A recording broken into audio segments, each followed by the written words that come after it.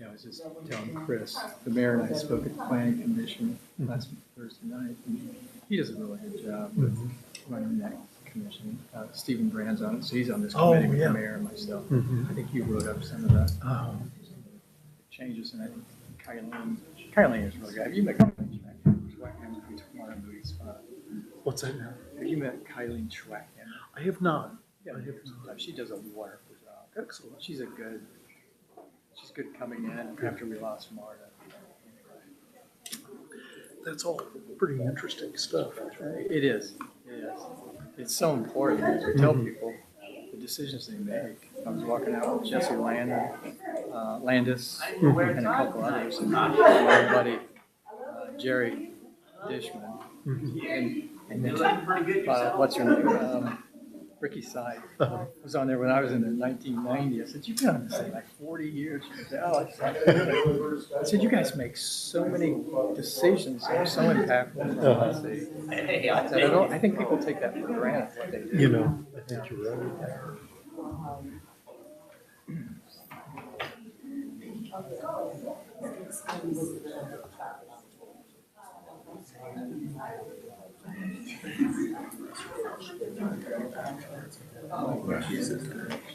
Look at our principals. Welcome, everyone. We'll call ourselves to order. It's 5 o'clock. If you'll rise and join me in a moment of silence.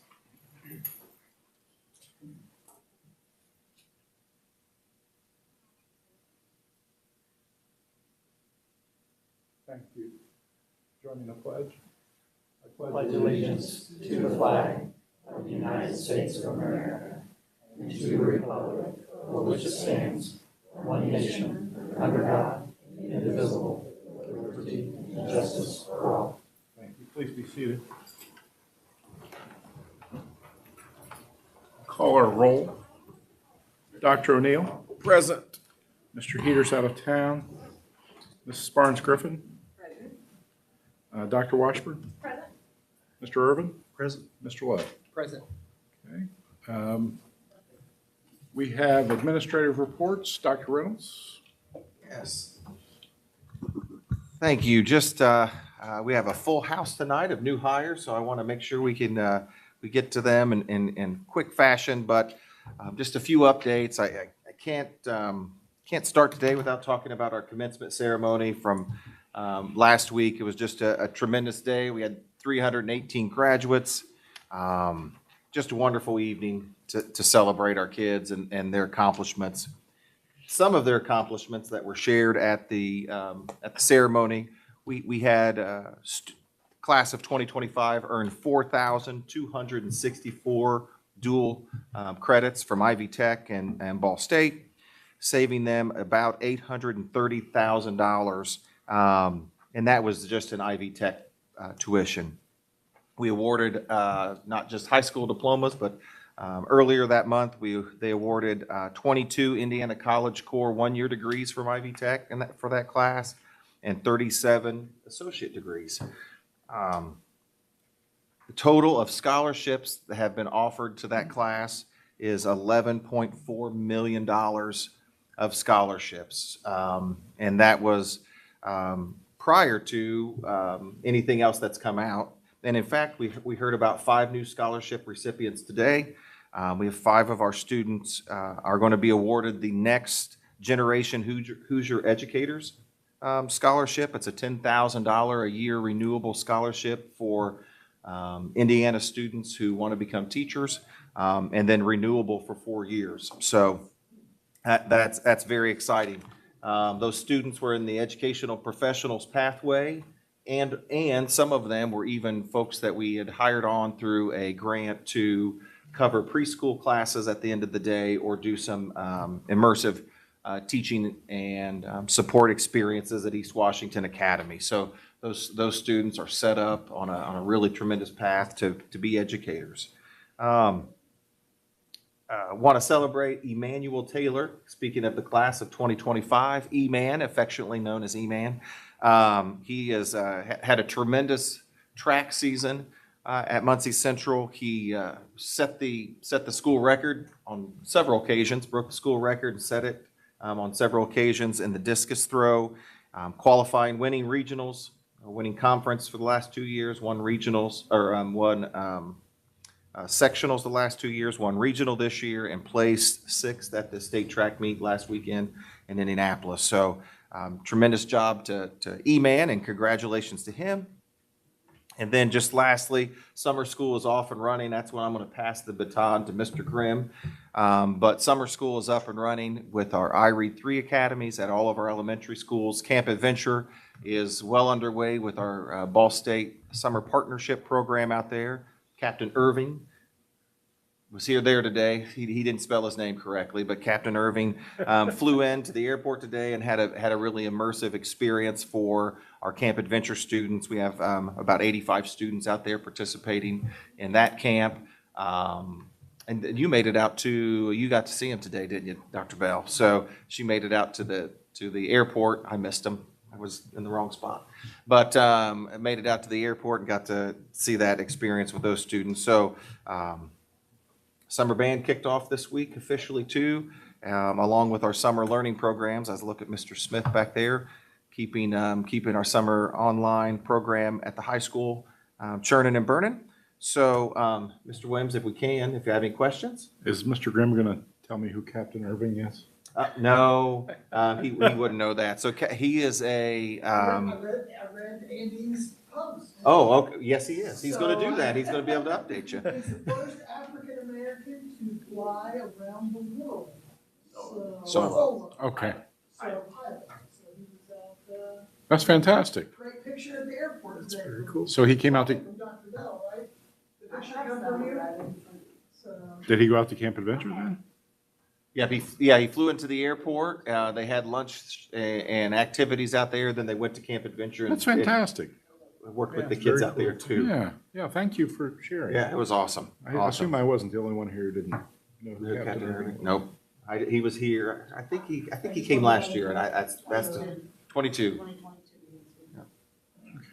Awesome. Well, if he comes back, Yep. let me know. Okay, we can do that. I'd like to meet the man. Well, I'll tell you the right parking lot to go to. I'll tell you the one not to go to. 'Cause I sat there for half hour and thought, man, watching the planes land, I don't see Captain Irving. Okay. So, Mr. Grimm, Mr. Graham will give you an update on other summer school yeah, I'll activities. just give a brief rundown of summer programming. We started summer programming this week on June 2nd, I guess last week on Monday. So we've been going a little over a week.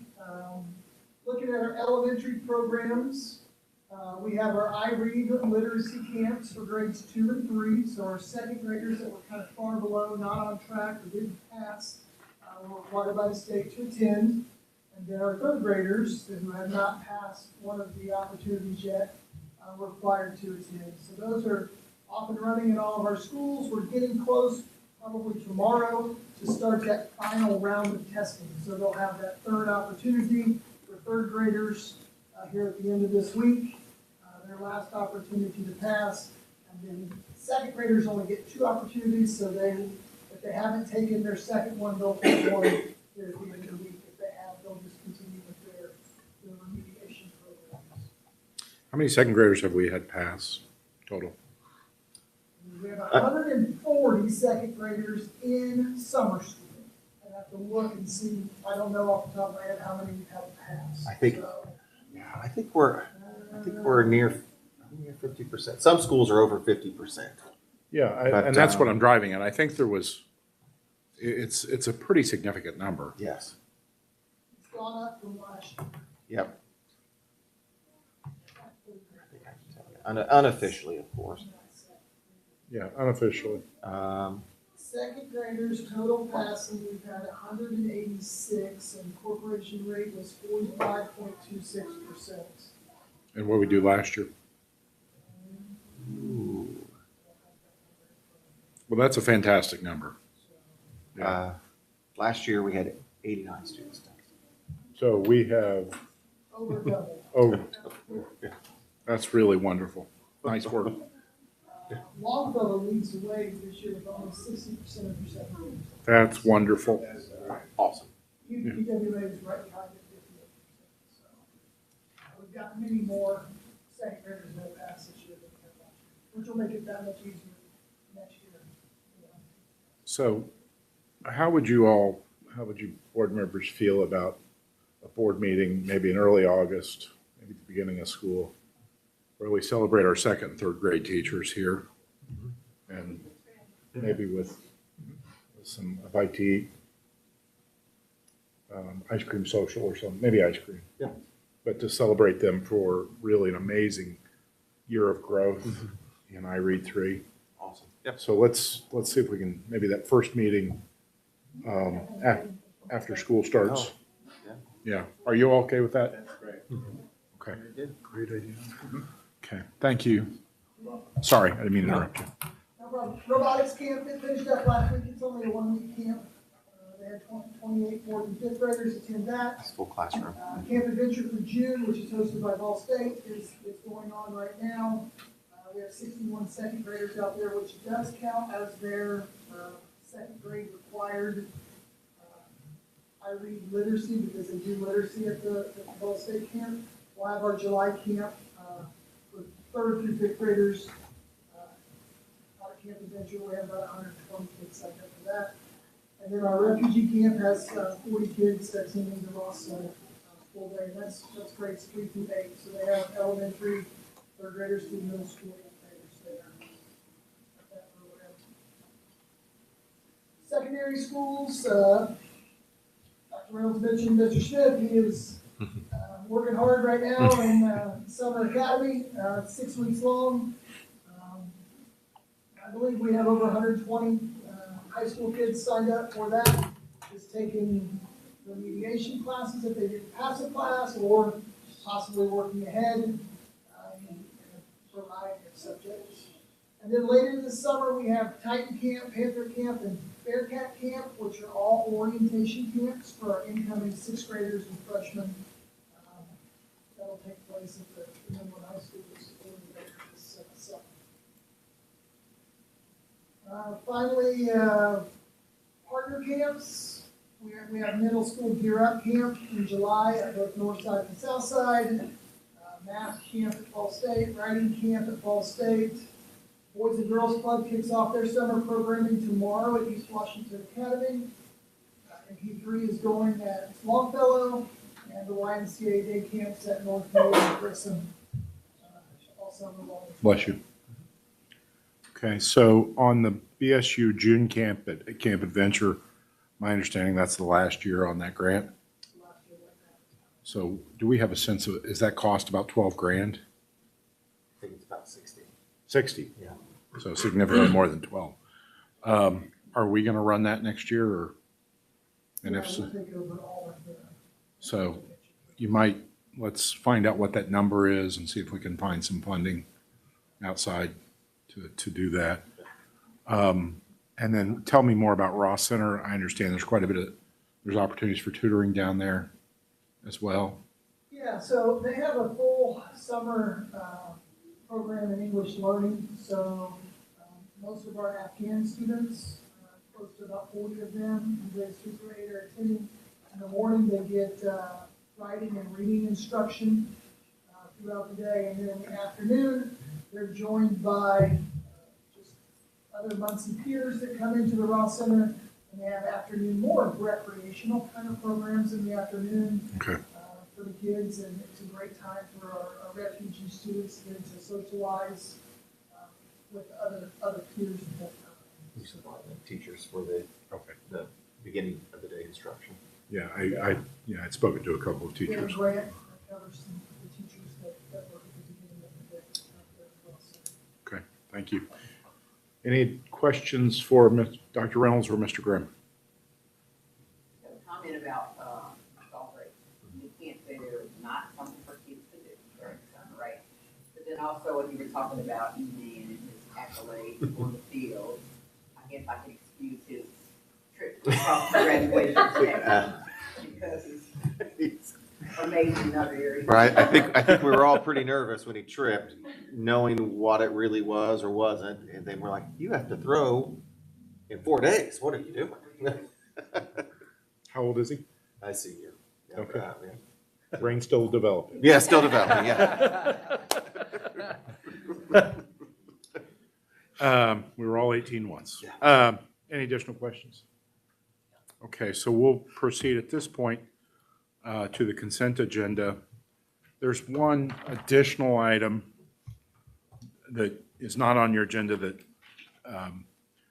is an informational item for the board. The leadership pipeline in conjunction with Ball State is a program at the Teachers College where MCS employees, faculty can obtain what, a principal's license, administrator's license? Yeah, the Masters in Educational Leadership. Masters in Educational Leadership. It's a 36 credit hour program. In discussions with President Mearns and Provost Mari with the assistance of the Dean of Teachers College, the university has agreed to open that program up to MCS employees who are interested at 50% off for all 36 credits. So that was the original deal, I believe, was 50% off 6 credits a year. Yeah, that's what we are, our faculty's offered now. Correct. So I think we have, do we have 10 people enrolled? Tim that are already enrolled and signed up to participate in the program. So in inducing the university to do this, one of the issues that was important to leadership at the university was doing certain things or committing to do certain things, which we can address as a board at a later date. Retention incentives, and what we have suggested is that MCS would offer a one-time $1,500 bonus if the employee completing the program is still employed with MCS at the start of the 3rd school year following the completion of the program, and then a one-time $3,000 bonus if the individual completing the programs is still employed by MCS at the start of the 5th school year in any capacity. So potentially up to $4,500 in bonuses. There are some other non-financial commitments that we have made in order to participate actively in the program with Teachers College, but that's a really significant benefit or potential benefit for those faculty members who want to seek additional education through the university. And that was just, I guess we received the approval email on Sunday. So that was one item. The other item on your consent agenda, which I've alluded to, is Camp Adventure. Lilly Endowment put out an RFP in early May with up to a total of $160 million, which is going to be given away, or they would like to give away, as grants to overnight camps within the state of Indiana. That spurred my interest on Camp Adventure, which was formerly an overnight camp and had not been used as an overnight camp since COVID. Spoke to Dr. Kay and Dr. Reynolds, and Dr. Kay agreed to draft the grant materials for us, which was due last Friday. We had reached out to the Optimus Club, which had held ownership of Camp Adventure for nearly 80 years, so going back to 1939 or so. And they indicated that as their club has continued to age, they were not really interested in pursuing the grant, but they agreed to work with us and eventually agreed to transfer ownership to Muncie Community Schools, and we have leased the property for the last 21 years, since 1994.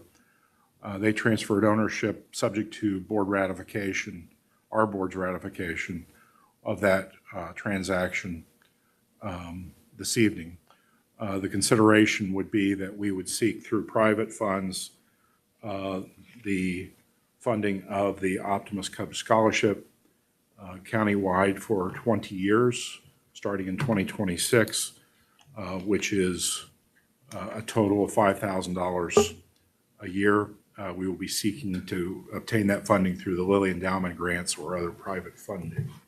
That's a 40-acre camp, and I want to thank the Optimus Club for their foresight, their commitment to youth education in the community and the county, and their trust in Muncie Community Schools. And our commitment is to continue to operate it as a youth camp. And if it ever ceased to be operated as a youth camp, it would be sold in a commercially reasonable manner, and the proceeds would be deposited to the Community Foundation to fund youth scholarships in the name of the Optimist Club. So that's the summary of that transaction. Any questions regarding that? Okay. Then we have other personnel items, and we have a number of individuals who are switching positions here, moving up, or coming back to us, or starting with us. So we'll start with J.D. Kraft. Come on up, J.D. J.D. is going to be, or is taking the job of principal at Southside Middle School, and we are very pleased by your willingness, your commitment to Southside. You've been there how many years now? I've been back there for about 3 years now, a little over 3 years now. Okay. But taught there for years as well. Well, thank you. Tell us a little bit about yourself. We know quite a bit, but those folks at home may not know. Yeah, so I'm born right here in Muncie. I was sitting back here just a minute ago and I was looking at that backdrop behind you there. I was a student at Northside Middle School. I graduated from Central High School, and now I'm lucky enough to get to lead Southside Middle School. So I'm Muncie born and bred. My goal is to educate as many kids as I can and lead Southside with pride and elevate those students for the years to come. Well, we are very happy to have you, and if there's any way that we can assist you in that process, please let us know. You and I have gotten to know each other a little bit through the years, and Yes, sir. obviously we're very committed to seeing that school continue its pattern of growth, and we're excited that you're going to lead it, so thank you. Yeah, thank you.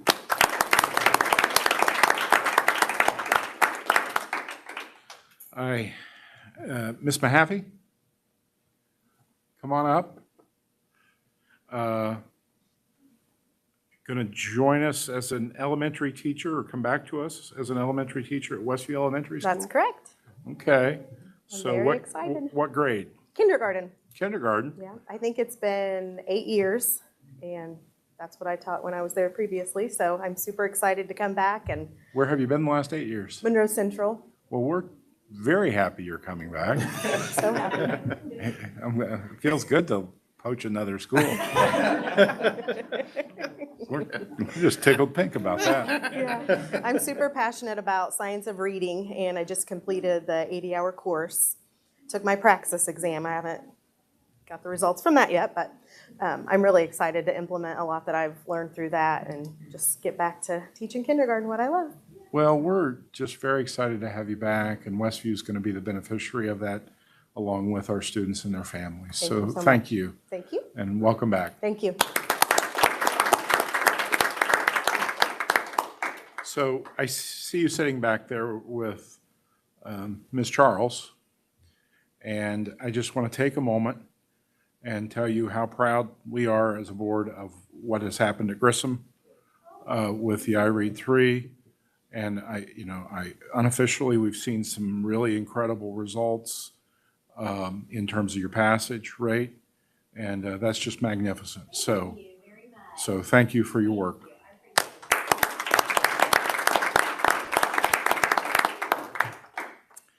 Mr. Phillips, come on up. You're going to join us at Southside Middle School. Have you met JD? I have, yeah. Okay. I actually, I coach with Coach Hostetler, John Hostetler, and he coached here for a while. And he actually knows Mr. Kraft, so I've gotten to know him, so, yeah. Do you work for Coach Hestot with his lawn business, or? No, actually, I coach with him at Coach Monroe with, Central. okay. Yeah, that's where I graduated from, Okay. Monroe Central, so. So tell us a little bit about yourself. Where'd you get your degree? I got my degree from IU East. Okay, Richmond? Yeah. Yep. And what are you going to teach? 8th grade science, 7th grade science? I don't know yet. They haven't told me, but it's 7th or 8th grade science. Is what, What'd you say? 7th grade. Okay, perfect. There we go. There you go. Yeah, Mr. Raiders told me it was probably going to be that, so. What do you teach in 7th grade science? I forget. What'd you say? Sorry. What do you teach in seventh grade science? I'd completely forget. Is it more general? I haven't looked at the standards yet because I have a degree in social studies, but I just passed the science praxis. But I can't wait to look at them, and because that's what I've been waiting on to see which one I need to kind of look at more in depthly, and kind of I can't wait to actually get to the PD and talk to the science people to see. Well, if you need any help with that, let us know. Any additional professional development, and Mr. Kraft, if you need somebody to do social studies and science, you've got your guy. So, thank you. Welcome. Yep. Thank you, guys.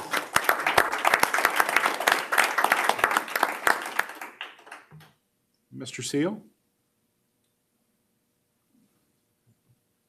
Lucas, how are you today? I'm well. How are you? I'm well. You're at Grissom Elementary School? Yes, sir. And tell us about yourself. Well, I am also born and raised here in Muncie. I went to, no longer on the board. I went to Store Elementary. At Northside Middle School and graduated from Muncie Central. I just this past year graduated from Indiana University and kind of just stumbled into teaching by accident. I got a job over at Grissom doing intervention work and fell in love with it and the kids, and here we are. So what grade are you going to do? First grade. First grade. Well, we are very excited to have you. And my wife and I's first house was on Riley Road, about 200 yards from Store. So I'm very familiar with Store. Your family with you tonight? Yes, sir. They're back there. Mom and dad, or brother and sister? Mom and dad. They're, I guess. Big reason I'm here as well, since they both were educators for Muncie Community Schools. So. Well, congratulations, and we're just really very happy you're continuing a family tradition. And let us know if you need assistance as you move forward. Absolutely. Thank you.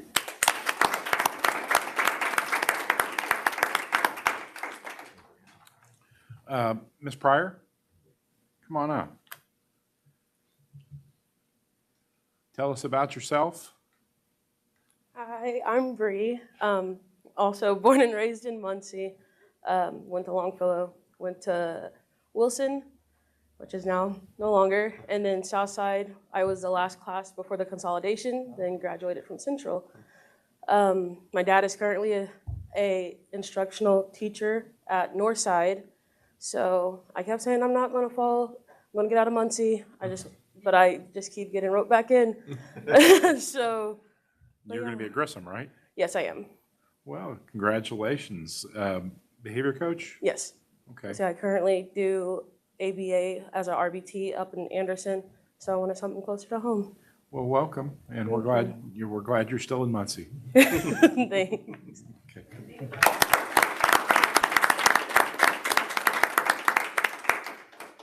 Any other new folks with us tonight? To those of you, again, who we've just talked with, the people who commit themselves to caring for and educating our children, as I've said in many communications, there is no more important job. And we're deeply, deeply appreciative of your commitment to Muncie Community Schools, to our learners, and to their families. It is not easy, but the commitment I see every year is just remarkable. And when I talk about Ms. Charles and the work at Grissom this past year, there's been really tangible progress that has been made with our learners. And the credit goes to those people who will be your colleagues next year and leading the buildings. And so when you see someone who in your building who is good at what they do, model them. Model them. And there's a lot of it there to learn from. So as a lawyer, I think back to all the lawyers I've learned from, both good and bad, and things I want to avoid. The same goes for educators. But again, just thank you for your commitment. And we wish you the very best in the coming school year. But have a restful summer, and we'll see you back. So that, no additional personnel items.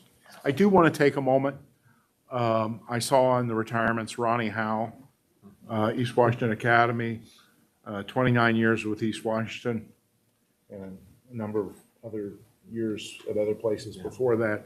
So Coach Howe has committed nearly 3 decades to Muncie Community Schools, and we want to wish him well in his retirement. So thanks, Ronnie, if you're watching, for really devoted service. Deeply appreciated. With that, any additional questions concerning the consent agenda? If not, would entertain a motion to approve.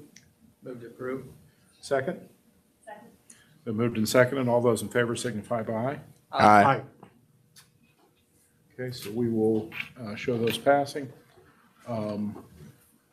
Here's those documents for Cindy on the Camp Adventure stuff. If you want to make copies and make sure Brad has a set. And then I think I've scanned a copy to Amy Fox and Julia at Churchill as well for recording. I've got them electronically, so I think I'm good, but I do want to have a hard copy here in our file. Okay, okay. We are on to strategic planning, and it's that time. We are in the 5th year of the strategic plan that we adopted in 2020, and Dr. Reynolds has been working very, very hard on that with his leadership staff. So let us know where we are. All right, so on your places in front of you today, you'll see a couple of items. I try to create a little summary for our discussion in the slideshow, which is you have a 2-on-a-page slideshow that we can use as talking points for reference, and then you have the most current iteration of the strategic plan that we've been working from. Not the 30-page original plan is not included in what you have up here. We can get it to you electronically, of course, if you want reference to it right now. But we thought it'd be best to kind of go through where we are with the strategic plan, and then also have a hard copy of our current draft. So just as a quick reminder for the strategic plan, we have a few plans that guide the district. So the strategic plan is what we're going to focus our discussion on tonight, but that is different than our innovation plan. So our innovation plan is also listed on the website. That is a larger view of how about a higher level view of our affirmations, best practices, and innovation supports, our cradle to career approach to how we're going to do things. That helps us guide the strategic plan. Now, there's also the strategic plan dashboard. So that's that little center color-coded picture on the middle of that first slide. So that will be set out by years. And you can see where we are in the strategic plan. Not yet begun, early stages, on track, or completed.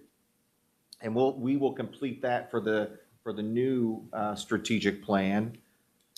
But also not to be confused with our strategic plan update that we have to do by October for the legislation.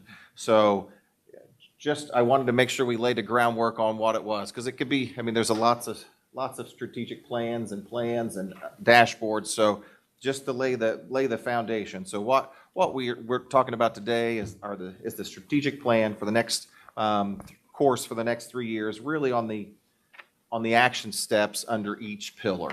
Jim, do we anybody else want a snack or anything else before we move on? Snack, sandwich, chips, or anything? Or are we good? Take a short break. Anybody wants a snack? You going? All right, let's go. Okay. So I think it's important to kind of frame up. We just didn't create the strategic plan, or we just didn't decide that we needed to update the strategic plan. We started in 2019 and 2020 with our Listen and Learn sessions, our Academic Innovation Council with Ball State, our weekly meetings with the provost and the dean of the Teachers College, and President Williams, Leanne, myself, Dr. Lowry at Ball State, where we were shaping the innovation plan and the strategic plan for direction for the years to come. So that was what guided us from 2020 to 2025. So the next 3-year iterations, the foundation is the same.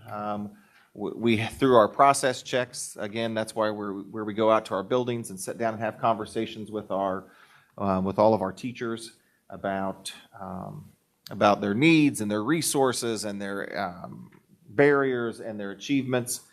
We do that every year, sometimes twice a year, depending on the building and the need. Surveys that we've collected. This year, if you remember, we did a listen and learn session. We did 3 listen and learn sessions and a number of other community conversations that I presented and had conversations with a number of community groups. And then we take that with the strategic report that we do each year and really helped us guide the decisions that we're making on the current strategic plan on the updates. So I guess another just a broad foundation on how we landed here. So pillar 1, high quality pre-kindergarten education. Just a few key accomplishments. We continue to grow that program. 111 students in the 2020-2021 school year. And for this year, we ended up at 246 students. Just tremendous growth. We recognize that our students weren't coming in ready for kindergarten with the right kindergarten skills. So how can we address that? Well, we partner by offering a terrific pre-K programming in-house for our students and ensure that our students and families have access to that. So part of that strategic plan was to have a marketing campaign that solicited our families to get them in, make them feel welcome once they were in, and then provide a quality experience. But that first step is marketing. And then the second step is our voucher program. So that was a focus. We were not collecting voucher funds, which we'll talk about more a bit in a minute, but we just were not doing a good job of capitalizing on that with our families. So with Heidi and Aaron Bausman, her assistant, we really worked hard with our families for them to capture more of those voucher dollars to help sustain the program. So 3 years ago, we collected about $180,000 in voucher from All My Way Pre-K and CCDF vouchers. This year, we collected nearly, I want to say it was nearly $905,000. Now, it's super exciting right now, but that's going to be a barrier here in a second with recent legislative changes. So that was key accomplishments in that part of the program, and then also our curriculum. So we were offering a program and high quality folks leading that program, but we were inconsistent in the curriculum that we were offering. So we adopted a curriculum, provided professional development, and then implemented a pre-K assessment to see how we're doing, see if these students are ready for kindergarten. So again, there's 2 pages of strategies, but I think those key bullet points digest what actions and what successes that we've had to begin with. And please stop me anytime, mid-sentence, whatever, if you have questions about anything that you see in there.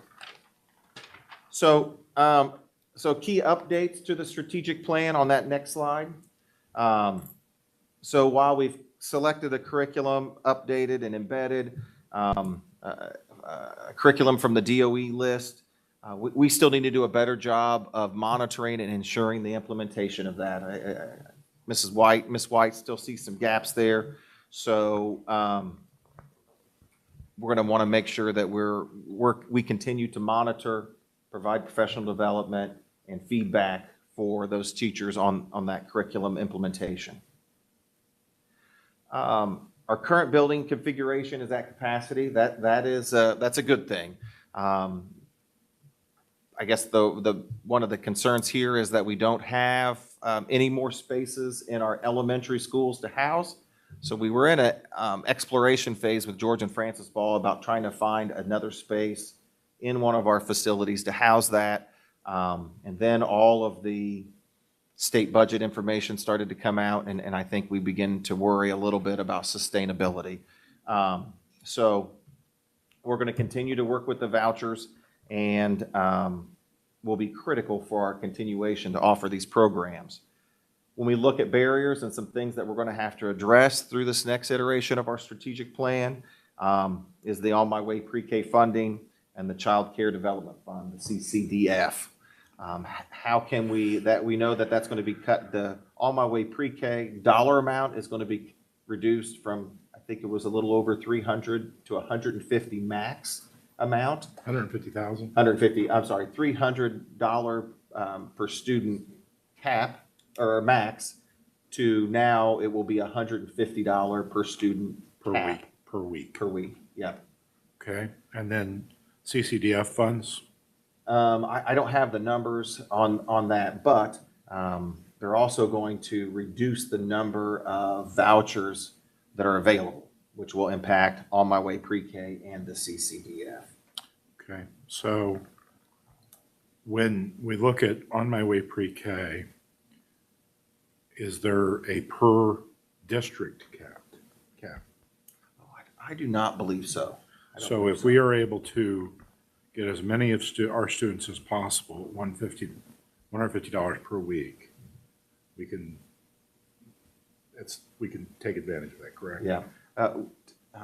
Before we would need, yes, we can take advantage of that. Before we needed about a little over half to qualify and receive On My Way Pre-K vouchers to fund the program, because those soft costs, utilities, right, all of those pieces we're already covering in the building. But just to pay for the teachers, we needed about half of them to receive that. So we will need more than that to do that. I would say probably 3/4 at least to receive On My Way Pre-K vouchers. And so last year, all in, we had just under 100 students on vouchers. Yes. Okay. So we were close to covering our cost with vouchers. Yeah. We probably didn't quite cover it. Right. Okay. And so this year, the challenge is going to be of that 200, if we have 250 students in pre-K, the challenge is going to be doubling the number of students we have on vouchers, right? Yep. And it is an arduous task too. I get it. The voucher system is tough, but Aaron Bousman is very good at supporting our families. Let me ask you this. Would it make sense from an administrative standpoint if Aaron or Heidi or both can identify another individual at an aid rate to help run those vouchers down? Because if we're paying, if we pay that person $18, $20 an hour, that's $800 a week times whatever, 36 weeks. And that person's able to help double that number, because getting 200 vouchers for one person and all the paperwork that's involved is a task that I don't think they can meet. So I would ask them if staffing that up with one additional person would make a difference. Okay. And I'll. We do have a mechanism in place that helps us know who's likely to qualify, so we can target people. Yeah, I mean, I think the targeting is one step, but the actual completion of that paperwork and getting everybody to get their documents in, the state has not made this easy, God forbid. We don't want to. I have some numbers from Erin last week. She said that last year 5,700 vouchers were given out across the state. This year that number will be down between 2,000 and 2,500. She said last month the wait list already had 20,000 vouchers on the wait list. So, but We're that's. only going to give out 2,000 to 2,500. But that's CCDF, right? Yes, that's CCDF. So our focus should be On My Way Pre-K, right? Can I make sure I got the math right? Last year we had 100 on vouchers, right? I think it was about 100. Is that right, Eric? Did she share that with you? I think it was right at 100. And the amount that is going to be given for vouchers is dropping by $150. Yeah. So That was 100 times, that's $15,000. $147.82. So we're losing $15,000. Did I do the math right or wrong? What? I'm not following. I think we would, up to half is what we could lose if everyone qualified for the max amount again, like they Okay. did this year. Okay, I think we could lose as much as half. okay. So we had 147 between CCDF and On My Way Pre-K, right? Yeah. That's both. Oh, no, the 147 is the dollar amount cap, That's the dollar amount. Oh, That's That's the- reimbursement next year for, and it was 298 or 303 or something this year for the dollar amount per week per child. And that's per week. Yeah. So it does grow to be a big number. Yeah. Okay, you know, it gets to be yeah, per week, per week. yeah. That's not. So, Mr. Kinghorn, when we originally started emphasizing this, Right. clearly established the notion that we could fund the program with with On My Way Pre-K. Right. Now, I mean, we can sit here and gripe all day about why those decisions have been made, but that's not gonna Right. run the program. Right. But So- I do think if they think another body would help, Okay. let's look at that. Yep. And I'll look into the cap number too. I don't know if there's a district cap or a provider cap on who you can get, but On CCDF, if we have families who are in and their children are already receiving vouchers, do they stay? I mean, obviously, usually we just have 1 year pre-K, right? yeah. there's a lot more programs. 3-year-olds. I don't think 3-year-olds are eligible. They're not eligible for On My Way Pre-K, but they are eligible for CCDF. So, okay. I think Grissom and Southview, I'm not sure that any of our other buildings, just because the seats are so limited, has 3-year-olds, but I think Southview and Grissom have some 3-year-olds. So what are we collecting off families? We were charging $40 a week. Is that still our number? What is our? $50 a week is what we try to get now. We haven't kicked any families out for not paying. Right. $50 a week is what we pay. Did Do you we, remember that number, Brad? What we collected? I don't remember. We collect some. There are a lot of things. understood. We also are in the child care, there's a grant that staff members have, that grant is going away.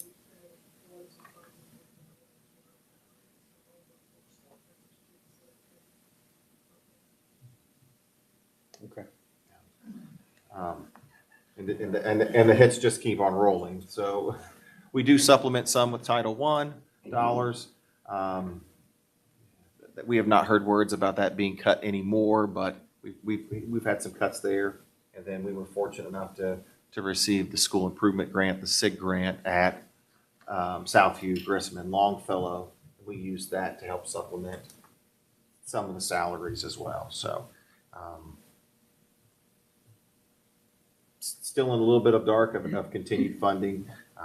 It's still our goal to at least continue what we have offered in our buildings. Okay. Well, if it looks like as we start the year that we're going to need to find other sources, let's see what we can do. Any other questions about Pillar 1? So it's interesting. So from the listen and learn session, we didn't gather a whole lot of feedback from Pillar 1. So which probably tells us people are pretty happy and pleased with the direction it's going, right? I think one pre-K comment, it was positive. But so anyway, that's good. All right. Pillar 2, the recruitment, development, and retention of teachers, leaders, and staff. Just a few few key accomplishments. Revised the teacher and leadership evaluation tool. We moved from the RISE-based model that we had in the past to the NIET model. Really, it is a student-centered rubric. What are you doing to meet student needs, student engagement? It all centered on student actions, interactions, and achievement. The old model was really based on teacher action. So spent a lot of the time developing best practices with our team. Very excited about the work that's going on there. But that was a key accomplishment to that pillar. Literacy, numeracy, and best practices. So our PDS liaisons with Ball State, the cadre work in the elementary schools with our literacy teams, with IDOE and Marian University, and lots of others, folks that we have poured into our teachers for best practices. Got to talk about the science of reading. So pillar 2, when you talk about recruitment, and pillar 3, when you talk about instructional practices, a lot of those tie together. So you'll hear me talk about that a couple of times. I think the science of reading adoption is a key piece to that. Adopted new resources, and we'll talk more about that in a second, and for classrooms, and then technology use in all subject areas. You got to have those tools to be successful in the classroom. New devices were issued to students and teachers since the implementation of the strategic plan. We've transitioned to classroom sets at the middle school, which was a barrier. Our middle school kids would struggle sometimes with bringing them back and having them in good working order when they brought them back. So we transitioned to classroom sets. And then our interactive boards have really been a game changer in classroom engagement. Our classroom teacher can be anywhere in the room and cast to the interactive board, and it does a lot more than just cast an image like our smart board. So again, I think that is a key accomplishment. Dr. Bell continues to work and develop her new teacher orientation, which is one of the positive things that we hear out of process checks, is that they appreciated those new teacher orientation days where they learn about the nuts and bolts, but also our norms and expectations. So she continues to work hard to make that new teacher experience a good one. Continue to do science of reading refinements, learning walks where teachers learn from each other and observe other classrooms, talk about best practices, and then have those in the classrooms, or apply what they've learned to their classroom. Started creating our student and parent advisory councils. I know that seems kind of odd about recruitment and development and retention of teachers, but you really have to have teacher voice and parent voice, or student and parent voice, to really have good instructional practices, which I think goes back into teacher retention. Leadership pipeline is in development for teachers to become leaders through master and mentor teachers, department chairs, and different type of leadership opportunities. And then 2 new, I skipped a page, didn't I? Oh, no, I didn't. President Williams talked about the leadership pipeline for teachers to leaders in partnership with Ball State. Ivy Tech and Ball State are offering transition programs for instructional assistants to transition from instructional assistants to teachers. Lucas was an example of someone that came to us with a bachelor's degree already, but was really an instructional assistant, and fell in love with teaching and is now going to transition to teaching program. And then Dr. Bell is going to expand her new teacher orientation to consist with monthly meetings directed towards developing our new teachers and supporting our new teachers, and then implementing a round 2 introduction in January for the folks that come on in January, not just in August. So that is that's something new to teaching that didn't always happen before, and it's becoming a little more common. So we want to make sure that we are doing the best job to support our new teachers. And then finally, just a couple of barriers. Again, that SIG grant has provided some very much needed and tremendous resources to professional development, teacher recruitment, additional learning opportunities, and the same thing for title funding. Just always keeping an eye on our federal funding and how we leverage that is important to the recruitment and development of our teachers and our leaders. How much feedback did we get on this pillar? It was, yeah. So we after the listening and learn sessions and our process check, we compiled those notes. And it was a pretty fair amount. Was this originally positive? Yes. Because we've really focused heavily on development. Yeah. And one thing that we don't talk about, I mean, that's kind of part of the fiscal responsibility plan, but teacher pay has been tremendous. Those first couple of years, that was a topic of discussion at all the process checks, I would say.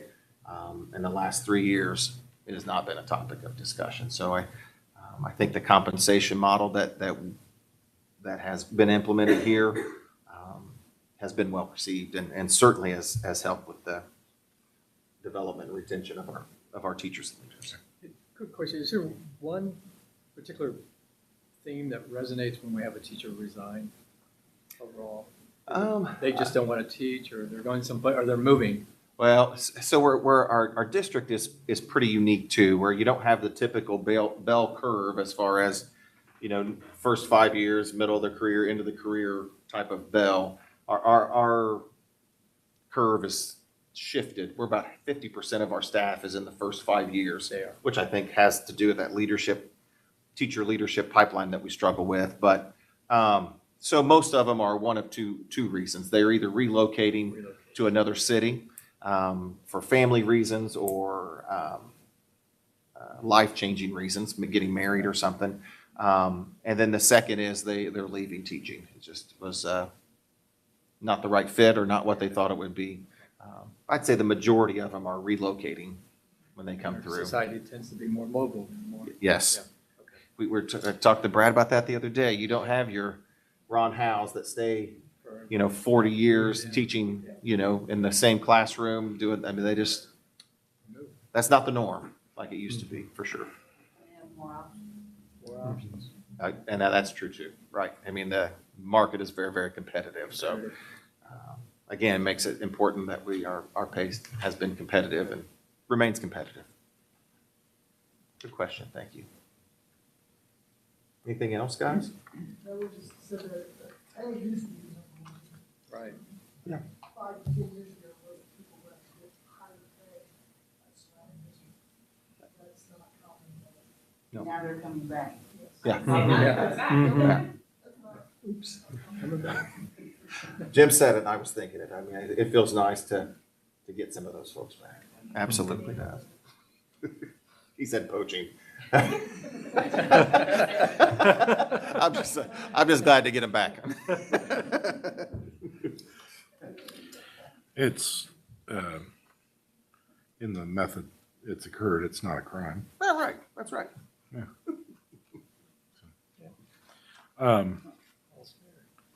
I continue to have anxiety about making certain that we give our younger teachers support as they're adjusting to that change in their lives. And teaching is hard work. Yeah. And there's always been, going back to the beginning of the country, an unfortunate proclivity at times to not appreciate the role of teachers in our society. So I just want to continue to be sensitive to that in every plan that we develop, that they are provided with support and appreciation for their efforts as they, again, adjust to what it means to be a professional. Because that is not an easy, it's not easy in any circumstance, but it's very challenging at times. And I know when we see those resignations, oftentimes, when you look at the duration of their time with us, it's very short. And that always worries me a little bit. That is this just somebody who feels completely disillusioned with their career choice. We, part of the round of questions that we ask during process checks, if they're in their first year of teaching, we'll ask how prepared they felt to come into the teaching profession. Most of them feel pretty good about it, but always want to know more about how to handle student discipline, and just the pace of the day-to-day are always big commented themes that we hear during process checks. Yeah. Okay, thank Yeah, you. yeah. All right. So, and again, so part of 2 and 3, I think teacher retention also goes to some of this and some of the components that you'll see in Pillar 3, student-centered teaching and active learning. Something that we heard at the listening and learn sessions and then at process checks is just access to high-quality resources. Not only access to them, but that were reflective of the students that we serve and the community that we serve, and then some PD to support that. So for the first 2 and 3 years of the strategic plan, we worked really hard on finding the best curriculum, working with our teachers, experts from Ball State University, the DOE, to finding and adopting terrific resources for our teachers to use in the classroom. And I think you'll see that reflected here. Science of reading adoption for K to 6 or K to 5 for the last 2+ years. And then 6 to 8 this year at the middle school, we adopted Science of Reading, CKLA, and Amplify. Writing curriculum was something that popped up last year. So during process checks, folks were really enjoying Science of Reading, but they felt like they needed an additional resource for writing. So Heidi and her team of principals and teachers worked hard to find that resource. Math, middle school science are some of the big cores that we did, but really all subject areas. I mean, we sat down and had conversations with all subject areas and all teachers and made sure that they had the resources and supplies that they need to be successful in the classroom. I guess we'll talk about what we need here in a second. Learning stations, that was another focus at our elementary schools, to set up learning stations within the classrooms that you'd have small group, individual, and independent work times happening simultaneously in the classroom. That was implemented. And flexible seating and seating alternatives were certainly a focus as opposed to the traditional rows and combined desk settings. We're moving in that direction with that, and this flexible seating certainly helps with our learning stations. To go in an elementary classroom, it's not uncommon to see a teacher working in the back at the old kidney-shaped tables, and there's 1 to 3 or 4 kids working with a teacher, setting at some of the class setting at more traditional desks, and then the last third of the class sitting on these alternative seats under tables or on beanbag chairs or little rocker ground seats or something. So really classrooms look much different than they did 5 years ago. And as you see from the results, I think those are starting to make a difference. And I would think with that style of teaching, we saw that in the universities where they socially disconnect if you don't teach them that way. I mean, they now socially can connect with one another and learn off of one another, which is also the advantage is they don't hibernate. Right. Either, Right. and hide in plain sight, where Hide you in just plain sight, straight exactly. lecture and just Yeah. no one pays Yeah. any attention, right? Yep. You're not causing a Not engaged. clamor, so Yeah. I'm not worried about it. Has anybody looked at stand-up workstations for elementary students? We have a few of those. We have a few stand-up workstations. We have a few bicycle workstations where they're little bikes with a desk on top. Lots of desk bands that goes across the front legs of the desk so the kid can bounce their feet as they're sitting at the desk and doesn't shake the room or the desk or anything. Just the like an exercise band at the front of the desk. But we ordered some stand-up desks for our administrators to get them out, get them going in the hallways. It's taken off in some locations better than others, but Yeah. but it's a certainly any type of flexible seating is good.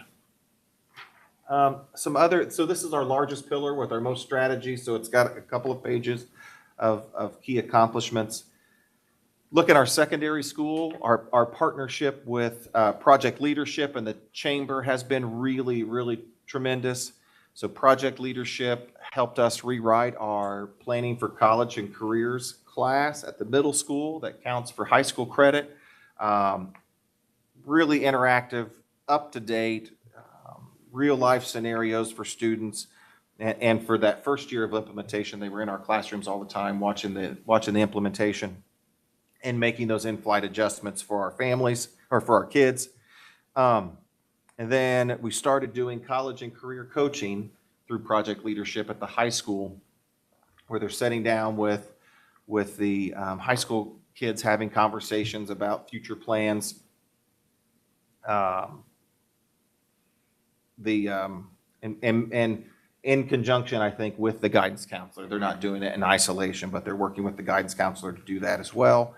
And then the chamber. So the chamber is a new piece where they're having additional college and career conversations with our seniors to find workplace learning experiences. That could be a one-off observation or a more immersive opportunity, like going to a law office several times a week and visiting with Jim. But We practically adopted it. I wonder if he was on payroll. Yeah, I think we did like give him some money. So that is a tremendous asset for the high school. Not quite where we want it to be yet. Still have plenty of room for growth, but I would rather get some of those growing pains out of the way now as we bring in that new graduating class of new freshmen for next year. We continue to grow our Project Lead the Way and our STEM activities across the district. We're just getting much, much better at providing those opportunities and having high quality instruction and growing the program at the high school. Our fine arts are just top notch. No one else around has the ability to offer or offers the quality of fine arts programming that we have, from licensed teachers at the elementary schools teaching math or teaching music, physical education, and art, all with all of the offerings that we offer through the secondary. So I was thinking about that at graduation. How blessed Muncie Community Schools are to have a high school band in the pit playing for graduation. And that is that is very unusual. I don't know how many high school graduations you're going to go to and see that, and with that level of quality. And I try not to take it for granted, but it is remarkable. Yeah. And I, as a former music teacher, I loved that opportunity to perform. I mean, the Emmons is a world-class facility. I mean, so our choir to perform there and our band to get to perform there is just tremendous. But I try not to take them for granted. But they are fine groups. I mean, they're playing college level literature at the high school in the top concert band and the top choir. By the way, while we're talking about graduation, just for a second, I know that we've been in a lot of locations here. It feels like we were at Worthing a year. We were at the Field House and Emmons. Mm-hmm. Is any thoughts on staying in Emmons to do graduation? Oh, they like Emmons a lot. It just feels like a much more formal setting. Those conversations that we've had, they were nervous at first because none of those folks had hosted the commencement there before. And I would like to sit down and have some conversations about even limiting the tickets. I thought we had some seats up top. That not sure that we would need to do that anymore, even with that bigger graduating class. Yeah. But it just feels like a much better venue. Well, and I thought our parents and their families, it felt like a very, very nice environment for Yes. them. Yeah. And they, it felt like the students, it was just a special location for them. Not that the field house isn't special. Right. But a gymnasium, just by its nature, Gymnasium. is a gymnasium. And you're seated on hard wooden benches. Hearing, so, I mean, this is just a sidebar, like, they give the tickets at rehearsal, which is like, they don't get out of there until almost free, so then they just scramble around to try to get tickets out. Yeah. So that, just that little. If we could work on that. Yes. I'm confident that we wouldn't have to do tickets, but maybe not. Maybe there's a much greater demand than I'm aware of. I think it's the kids from all other schools, they would swarm the space. And Oh, that's a good point. I didn't think about kids. Yeah. Yeah. They were like trying to get tickets out, right? Yeah, I've seen Facebook. Okay. Yeah, I like the venue. I think it honors our students and their families in a really unique way. Yeah. We might have a field house that has AC in it. Getting closer. Getting closer. Fill in that sinkhole. Got Get in a that sinkhole. slab jack. You got to slab jack it up. I just like saying it, I think. Sneaky, yeah. Okay. Our English learners and dual language program continues to expand. I think they'll be in 8th grade. Our first dual language kindergarten class that we started, they will be 8th graders next year. So that will be the extent of the program and that offering. So we're excited about that. And, since 2022, our English learner population has continued to grow and expand. Certainly love that they enhance our corporation, so we continue to work and meet their needs. But a new population to our community that I think only makes us stronger. Continue to offer our dual credit and advanced placement opportunities. I shared a little bit about that tonight, and of course graduation. That U Science is new. So that U Science aptitude assessment is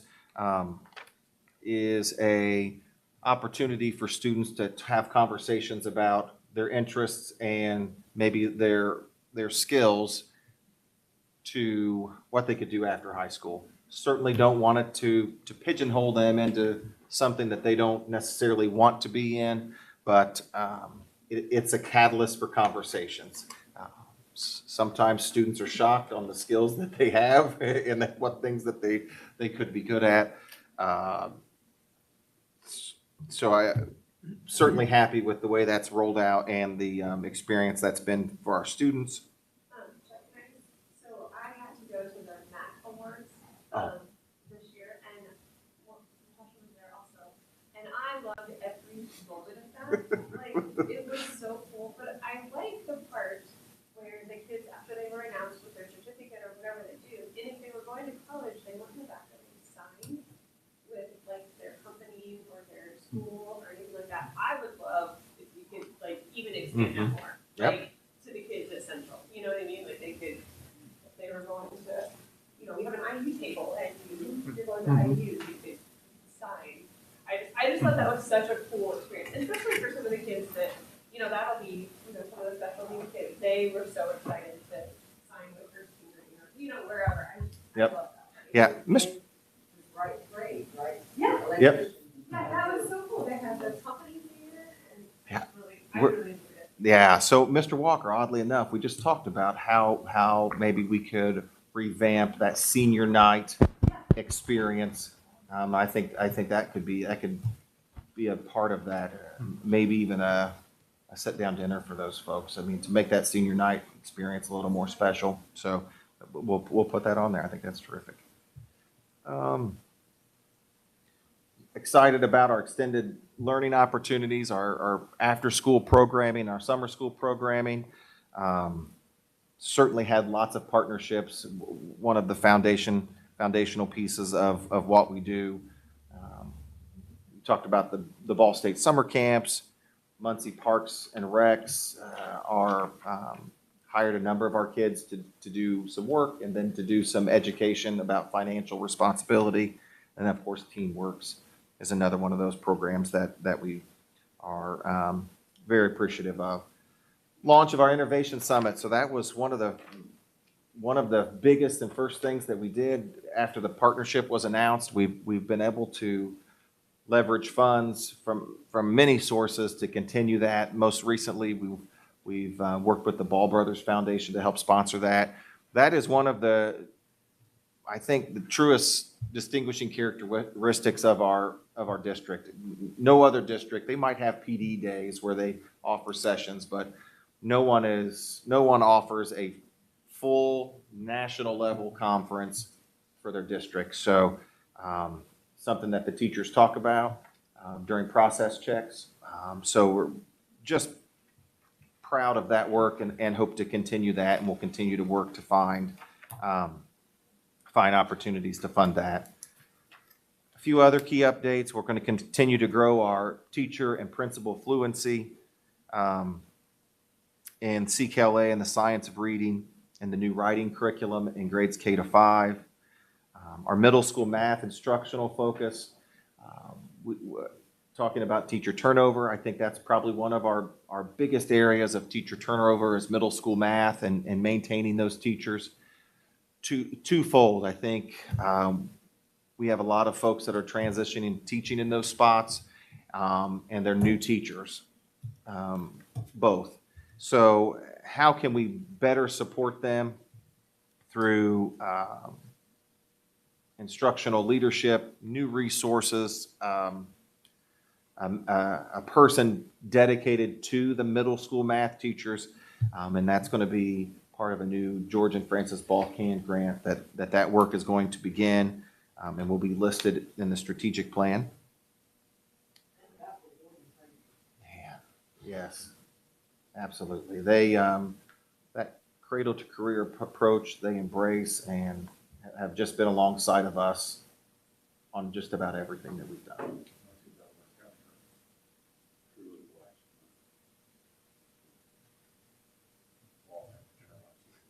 It's unbelievable, unbelievable. One of the things that I won't say that we've neglected, but we've not put an emphasis on is the revision of the high school maps. We take time and we spent time with social studies, math, English, and science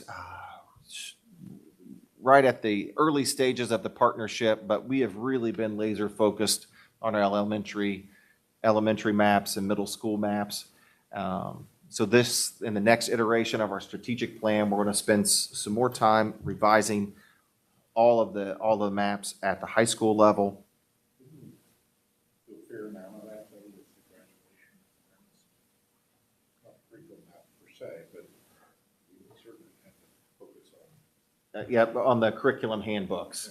Yeah, offering the correct courses to match the new graduation requirements, yes.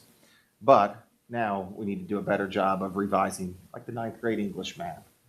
New standard, the 2023 standards.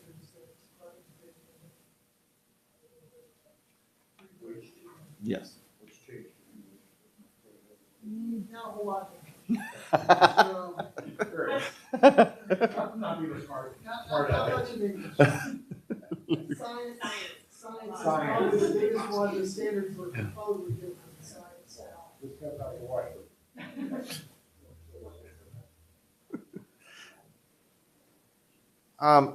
One strategy that's not quite complete in your strategic plan yet is our strategies to support our special education students, teachers, and staff. We hope to have that done in the next week or so. We just didn't feel comfortable. We've gathered input from teachers during process checks, from principals at principal meetings, and have worked with Jenny Smithson on some of those strategies, but now we need to bring all those pieces together and write 2 to 4 strategies specifically earmarked for support of our special education students. So that will be in that next iteration that we share. Some room. We've talked about this in terms of special ed and the challenges that are posed by it. At some point, we may want to engage the university to take a hard look at doing this the right way. How do we do this in a manner that best serves our students' respectful needs, but also doesn't detract from the building itself? Right. And those are really, really tough questions. And I just think it would do us well to maybe at some point have an outside set of eyes to say, what are we doing, how are we doing? Sorry for the interruption. No, I think that's terrific. That's been on my mind. I continue to brainstorm with Leanne about strategies, and you know, we have some unique factors. Our special ed population is high. I mean, we're in 22% special ed. Right. I think state average is 14. So, and then we are also the kind of the hub of the consortium, where we have some of the students too. But Yeah, and so much of this comes down to service to those most vulnerable of our students and managing the resources available to the district as a whole. And that's not an easy, those are not easy questions. you're right. Yep.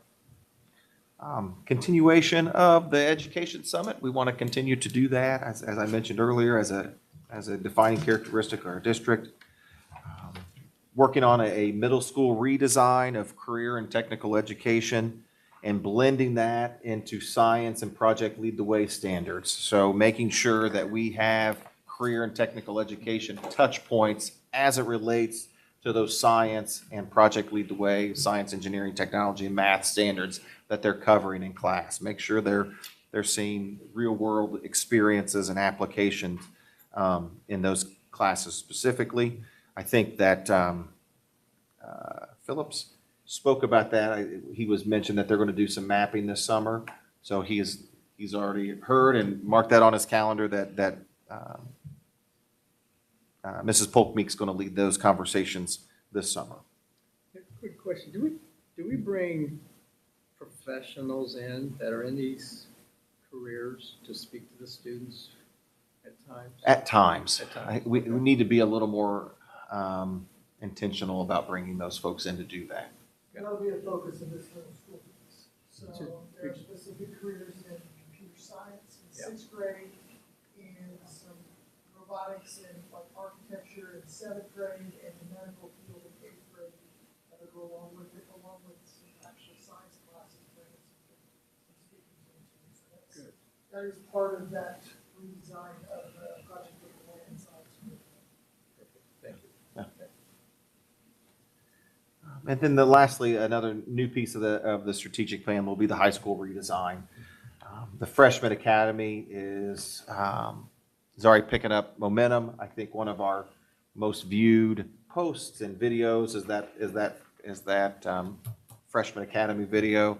So putting kids on teams and then just being able to separate them and have a little more intentional conversations in the freshman seminar course about good study habits and being a good student, but then selecting a pathway or a seal that they want to pursue for their high school career.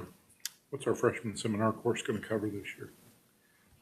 It's a wide variety. It will count for a communication credit and a computer science credit. So there'll be, yep. We'll cover a wide variety of topics. The reason I ask is occasionally you'll see programs like that will have everybody read the same book. And I just want to make certain we were dealing with a broader. Yeah. Oh, yeah. I see what you're saying. Yeah. There'll be, and I would say some of the very best teachers at Central have committed to be in that freshman academy, which was not typically the case, right? You kind of earned your stripes and you moved on from teaching the lowly freshmen. You were on to the juniors and seniors and AP classes, but some of our very best folks are leading those freshman academy, which is good. It's good, right? You put your very best people where you need the most supports. Continue to unpack those new diploma requirements, and I would say specifically with those work-based learning experiences. State defines that loosely, and we want to make sure that we like that ability to have some flexibility with that, but we also want to make sure they're rich experiences for our students, that where they're just not checking a box because they worked at McDonald's, right? We want to make sure that if it is working at McDonald's, that it's a worthwhile experience, not just to check the box. Looking at some pillars. So our formative assessments aligned with iRead3 and iLearn. So we're transitioning to the iLearn checkpoints, which if I had a crystal ball, I'm going to say that that's going to be, we're going to transition to a new assessment, but I think that that's going to be a beginning, middle, and end of the year type of assessment that might replace iLearn at some time. That's not what's been said yet, but we need to make sure that we have a good formative assessment that's a good predictor of student success and their needs. Right now, we're using iReady to do that in grades K to 3. Have some good longitudinal data as predictors, but we need a better source, even 3 to 8, for the iLearn. The formative assessments, I think, will get there. It's not there yet, but we need to continue to work on that. Elementary math resources, something that we heard while we adopted new math curriculum. There's some challenges with our math curriculum, some positives and some negatives, but one of the challenges is that they need some more spiral review, and they also need some intervention work. So we're going to be working on trying to find that math intervention resource that will help serve our elementary math needs. Look for that kind of a thing, like, was that the? So Heidi will take the lead on that, but we'll collaborate at a district level, but then we'll also work with the building leaders and invite teachers to be in on that conversation too, and find pilots, Ball State. Dr. Hampstead, Dr. Steele are a couple of people that we got to get their opinions on what's out there and what works well. Yeah. There's not as much in math as there is in literacy, and that's why the state's big focus is that math is going to come. Yep, it's coming. That's what I was going to say. It'll catch up, but It's not like- to the level. like science of reading, we'd like to be ahead of it. Not be waiting on it to happen to us, but to be ahead of it with numeracy. And again, like we've mentioned before, that just reduction in state and federal grants for extending learning. I fear that we'll see many of those Ball State summer camp programs, types of things that were offered following COVID, that we'll begin to see those go away. I'm nervous about that and keeping our kids engaged. So we're going to continue to be creative and find ways to do that, but see that as a barrier. And then I mentioned unpacking those new diploma standards, and specifically those work-based learning experiences and what that looks like for our kids. Pillar 4, that'll be our student success and resiliency resources for those social and emotional learning needs for our students. We've had some really good growth with our multi-tiered system of support. So you hear the abbreviation MTSS a lot. So we have good school teams. We've established meeting norms and MTSS handbook to help those conversations and those meetings for students. Our partnership with Marian University and City Connect has been really a game changer for our buildings to provide a master's level social worker in our schools through a robust research-based program at Marian and City Connects through Boston University has been tremendous. We transitioned from the Crisis Prevention Institute to the Professional Crisis Management Response Team for our students. That's how you handle students in crisis, de-escalation, prevention, re-engagement of our students. Transition to PCM, and that has been a really positive addition to teachers in our principals' tool bags. Had offered extensive professional development for the well-being of our students. We brought in Ross Green, a child psychology expert, and had about an 18-month journey with him, and lots of terrific takeaways. Still plenty to do, but lots of terrific takeaways from that. We've increased the number of behavior coaches. I think at one point we had 2. Now we have 6, I think, across the district, including 2 district folks that float and support all of our schools. Launched Playworks, which is organized play at a couple of our elementary schools through a partnership with Boys and Girls Club and an SEL CAN grant with George and Francis Ball Foundation, where they teach them games, but then how to play and interact with students and have positive competitions, competitive interactions without it escalating. So a terrific program that was just launched this year. So I think you'll see key updates in the new strategic plan. We'll continue to improve our MTS process. While we've done a really nice job of making progress, there is still plenty to do. We're going to continue to do professional development for our teachers and our administrators. Continue to do lots of data collection and analysis, and then continue to work on our UDL, our Universal Design of Learning, instructional strategies to make sure we're reaching all kids. Something new that we're going to try this year is a new digital resource for our school counselors. It's from Quaver. It's the same platform that we use for elementary music, but it's a resource to promote positive interactions with our students. I think Eric talked about this. That's coming up. It's at our next board meeting. So we'll talk about that adoption at our next board meeting. A little foreshadowing for you. We want to continue to engage with our families and our caregivers through big idea nights, our parent councils. So I'm going to start a CEO, parent advisory council, and a student advisory council at the district office for the district. And then we want to expand Playworks to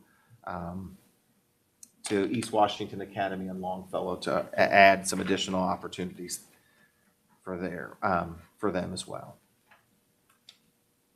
Okay.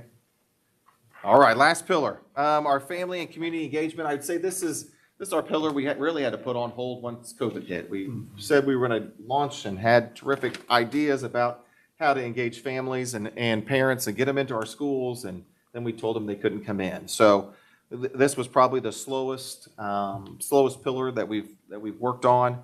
But we have completed climate survey and a family and community engagement survey that we just completed last spring, and we've been working on this school year.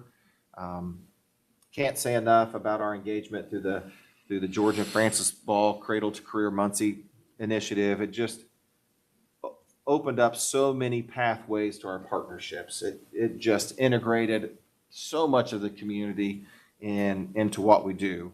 I don't know that I'd recommend going through what we had to go through to get to that point, but but the unintended consequence was Cradle to Career Muncie and just the tremendous partnership that's offered.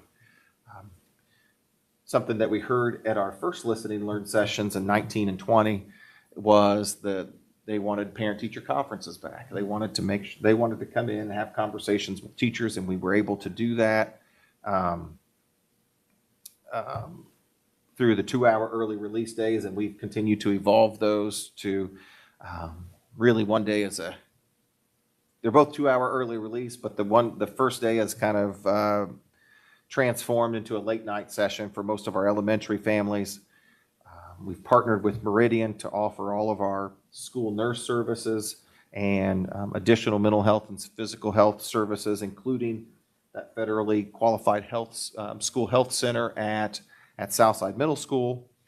And then we've implemented our new parent communication tool, Parent Square, which has been really tremendous. If the staff, if they are engaged in using that, and we're going to continue to work on that, as you'll see next, they love it. They absolutely love it as a communication method to our families. So something that we didn't quite get done last year. Or in the last plan that we had conversations about transitioning to, we still want to develop some student-led parent-teacher conferences. We're looking at doing some pilots, maybe at our high ability program and at EWA to start with, but we'd really love to see student-led parent-teacher conferences where they're, the students are having conversations about their own data and what they're learning. But that will be a process to do, but I'm excited about what that could bring. So tell us what that looks like. Yeah, so the students have to keep a dashboard for themselves and know their progress on how they're meeting their individual school goals for academics or social, but just progressing through that grade level. But at student-led conversations, that student works from that dashboard and leads that conversation with the parent and the teacher, and then the teacher can support with experiences or fill in the gaps where the student has identified their own weaknesses and how the teacher is going to support that, and then how the parent can support that from home. So, And what grade level do you start? well, we're going to try maybe 4th and 5th high ability is where we would like to pilot that. But once we have a pilot developed, something that we can roll out for all of our classrooms. But it will be, we have pockets where students are really taking some good ownership of their data and their learning. That's got to be more of a normalized practice. Wasn't it? Where this, yeah, I won't say it's a performance, but it's really, I mean, when your student is leading it, they're advocating for you to make sure you have that parent-teacher conference. Our engagement is good, but it certainly would not be, it's not as good as if the students led it and they were advocating for the parent to come into the parent conferences. Shows proud.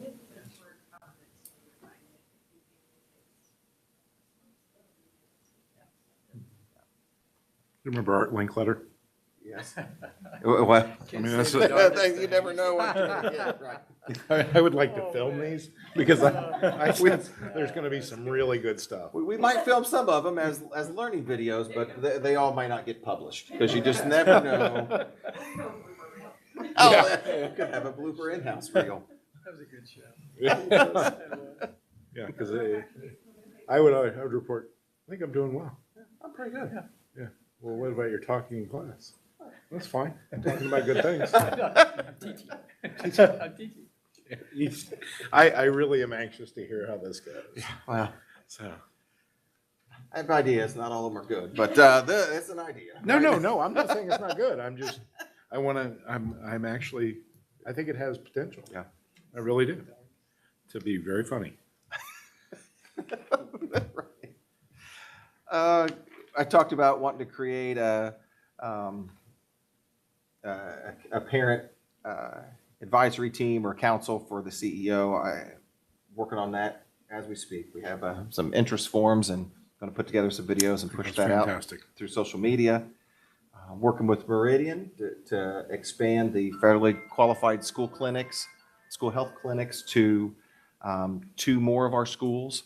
So we're hoping to do that in this next iteration. What other schools are you looking at? Looking at Central and Westview. Okay. So. Is there room at Westview? Yeah, their new space is fantastic. Okay. Their new health clinic is, it's spacious. Okay. And then, we're always going to continue to expand our partnerships. There's always room for more support and more partnerships across our district. So we'll want to continue to expand and look for new ways to engage. So in that vein, what I would like to do, Brad, is once we see the actual impact of SB1 and the cuts to On My Way Pre-K and the CCDF vouchers, I'd like to have a one-page sheet to talking points. Yep.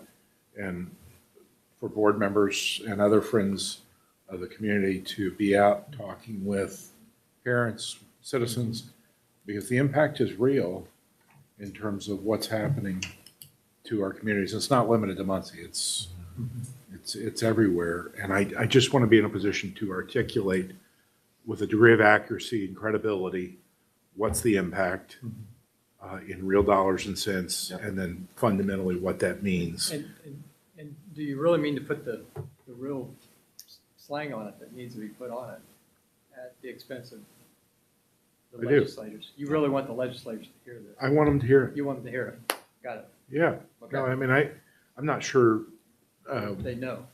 they fully understand. Yeah.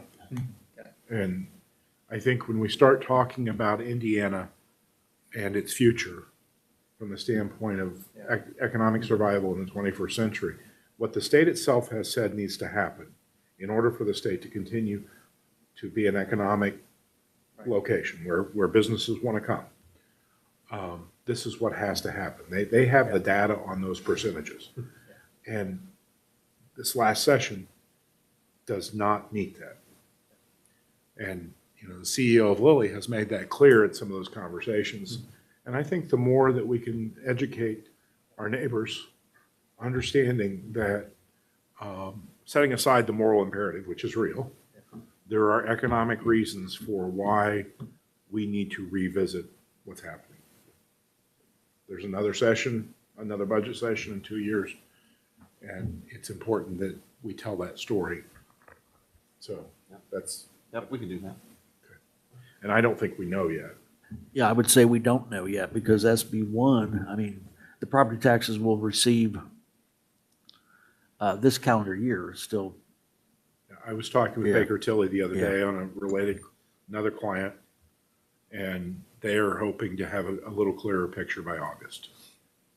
So, but we all know the impact is. Yeah, we do our budget presentation second week in August, and Because all this It's was all- so well thought out. well, I know, because what we have been told is to reduce our assessed valuation by 30%, where normally we would reduce it by, for purposes of budget presentation, reduce it 30% versus in previous years, we'd reduce it 15%. And that's to artificially lower your AV to make your tax rate higher because the DLGF is not sure what's going to happen to AV. They're expecting it to drop 30% over the next 5 years. So, Okay. Well, I just think it's, if you want to talk about it, fine. If you don't, fine. But I think we at least need to have the information. Yeah.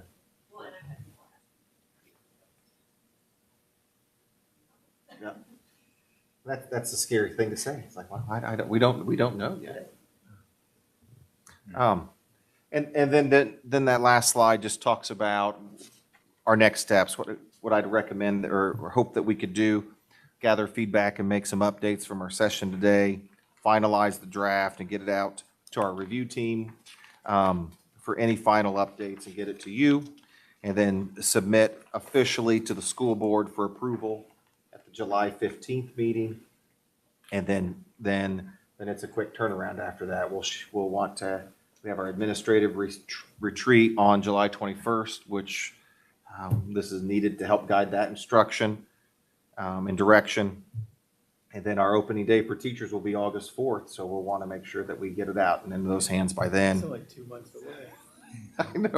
I know. Less than, right? And then we'll still have to do our strategic plan update for our October submission. And then once we get this strategic plan approved, we'll revise that dashboard so it's reflective of the new strategic plan that's on our website. It's a lot of work. So let me ask this question, because here's the way I've described it traditionally. The innovation plan was put together as a result of the statute in 2018. It is the umbrella under which we operate. The strategic plan, the first strategic plan was derivative of the innovation plan, the 5 pillars and the 2 foundational principles. Yes. And so this iteration of the strategic plan is simply an update of the 5-year plan that we're coming to an end on, but the innovation plan itself is unchanged. Is that correct? Yes. And then when we report our progress, it is a report of our progress on the strategic plan that was developed derivative of the innovation plan. Yes, Okay, that's right. okay, thank you. Any questions concerning the items that we've covered? I'm very pleased with the progress you've made. Take a look. We all have at our tables the handout, which has in greater detail. If there are things that you think need to be included or changed, let Dr. Reynolds know for consideration. You know, we did a State of the Schools event in May of '24. We may want to look at doing one in May of '26 as it concerns the first year of our innovation, the updated innovation, or updated strategic plan, pardon me. So I would just, again, giving our constituencies a chance to be heard and to hear what's happening would be helpful. Yep. And we'll have a full year. What was the progress on the science of reading at the middle school? Eric, do you have that data off the top of your head? For I learned data or just implementation? I just want to know on the input. Generally, I don't need data. I really am interested in how well it was received and what do we think our students, how they're addressing it, dealing with it. So I would say overall, it went very well for the first year. Kind of like the elementary. It's a learning process. Year 2, what we heard in process checks this year, elementary was much better. Yeah. I'm anticipating hearing the same thing in middle schools next year after they've had a year. Okay. And they kind of work through the pacing of it. I think the pacing of it is the greatest challenge in middle school because they have about a 60-minute period to teach that. And curriculum's pretty rigorous and pretty in-depth, and they take more than 60 minutes. So they're finding they have to cover it in 2 days or a day and a half instead of maybe what's recommended with Okay. one. So as they kind of figure out the ins and outs of that, I look forward to hearing how they updated and adapted that next year. Okay, thank you. Anything further before we move to adjourn? Entertain a motion. Great job. Thank you. This is Thank you. good. I know it was a lot of Very talking. It was important. not very, I wasn't a very good teacher model. So we come back with our input, any thoughts or where we're at? Yep. So what's the, yeah, I mean, when is the hope that this would all be? Adopt July 15th. July 15th, yeah. So Dr. K has been just integral in helping us pin these strategies. I mean, we've had several meetings on each of the pillars, but she is collecting all that information and helping us pin. So next step will be get her the feedback from today and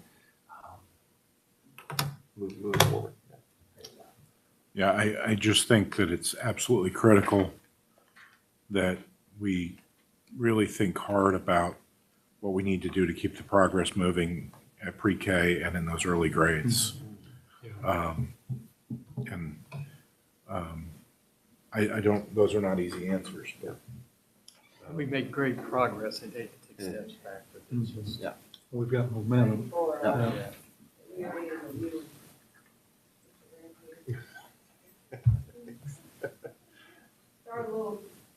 Whew, man, we had some challenges to start the school year.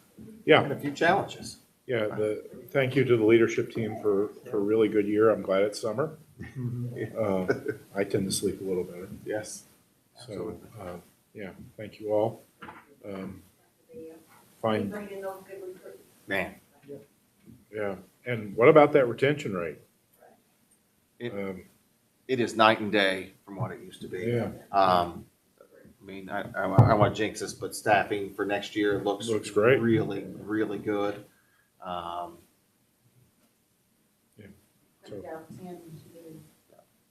pardon me? 10 in 2 days. 10 new hires in 2 days.